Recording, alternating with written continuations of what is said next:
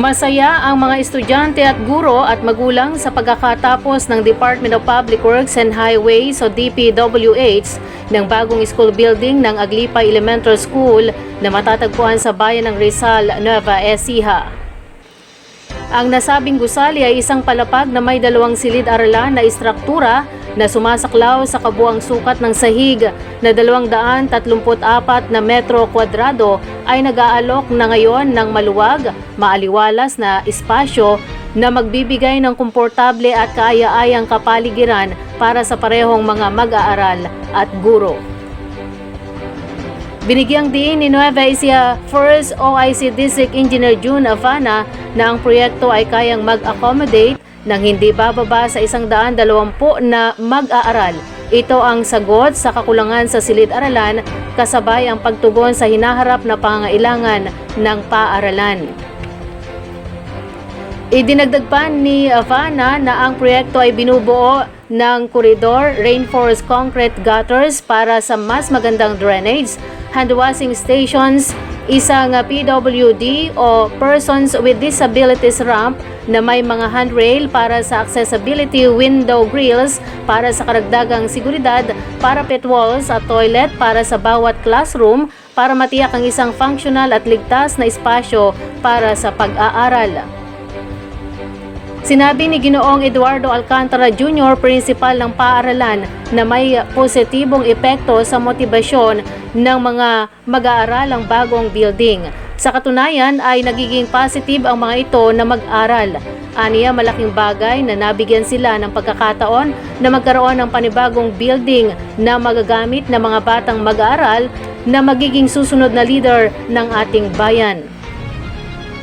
Ang 4.9 million pesos na proyekto na pinondohan sa pamagitan ng Basic Education Facilities Fund ng Department of Education o DepEd ay bahagi ng patuloy na pangako ng pamahalaan sa pagpapabuti ng infrastruktura sa edukasyon at pagbibigay sa mga mag-aaral ng mas magandang kondisyon sa pag-aaral.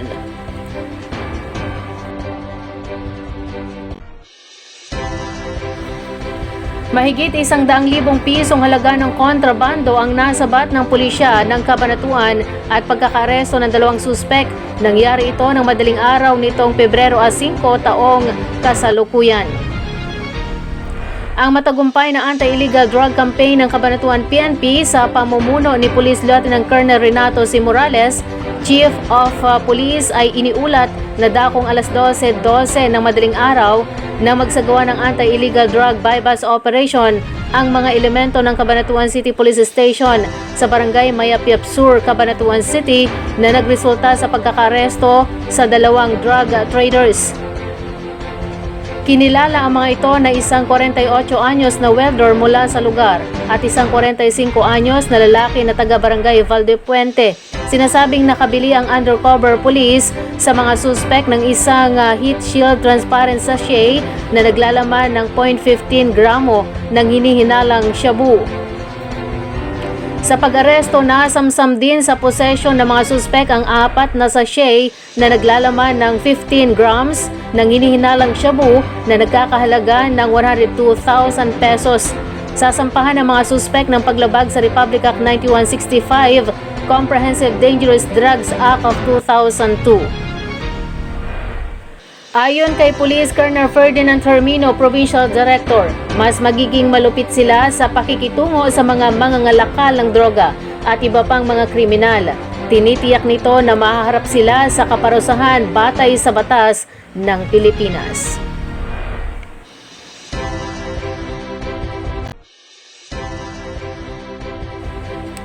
Natanggap na ang mga premyong bagong motorsiklo ng mga nagwagi sa katatapos na patimpalak na Ginoong Tricycle Driver 2025 sa siyudad ng Cabanatuan bilang bahagi ng pagdaraos ng Banato Festival nitong Pebrero 1 sa Plaza Lucero. Ang mga nagwagi ay sina Ginoong Roberto de la Cruz ng Lote Toda na siyang tinanghal na Ginoong Tricycle Driver 2025. First runner-up naman si Ginoong Rain Mark Morelos ng Caridad Toda at second runner-up si Ginoong Efren Calma ng Bantog Norte Toda. Tinanggap ng 3 ang kanilang brand new motorcycle mula sa Wheeltech Nationwide at ng pamahalang lungsod ng Cabanatuan na sinaksihan ni Mayor Micah Elizabeth R. Vergara. Present din si Secretary to the Mayor at Community Affairs Office Head Sir Mico Vergara na ginanap sa mismong City Hall.